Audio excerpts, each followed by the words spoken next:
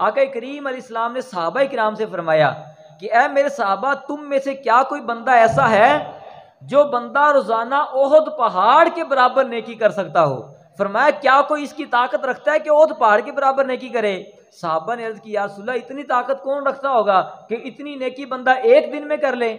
साहबा किराम ने जब कहा ना हम नहीं कर सकते, नबी पाक सल्लल्लाहु अलैहि वसल्लम ने फरमाया कि तुम में से हर बंदा कर सकता है। ओहद पहाड़ के बराबर नेकी कोई मुश्किल काम नहीं, तुम में से हर बंदा कर सकता है। वो क्या है?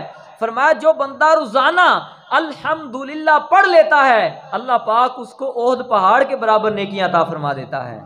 तो अल्हम्दुलिल्लाह कहने से जहां बंदा चलते फिरते उठते बैठते हर मामले में अल्हम्दुलिल्लाह कहने की आदत बना लेगा, एक तरफ उसको हर बार अल्हम्दुलिल्लाह कहने से अल्लाह पाक 10 नेकियां भी अता फरमाएगा, उसके नामा अमाल से 10 गुनाह भी मिटा देगा, 10 दर्जात भी उसके बुलंद करेगा, और जन्नत के अंदर उसके नाम का एक दरख्त भी लगा दिया जाएगा, और साथ ही साथ उसको यह भी इनाम मिलेगा कि अल्लाह ताला उसको ओहद पहाड़ के बराबर नेकियां करने का सवाब भी अता फरमाएगा। एक बार सहाबा किराम से फरमाया कि ऐ मेरे सहाबा, तुम अपने हथियार उठा लो, तलवारें उठा लो।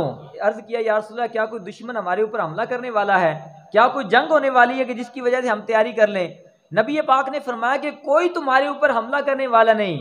अर्ज की या रसूलल्लाह, फिर हम अपना हथियार बांध लें, इसका क्या मतलब हुआ?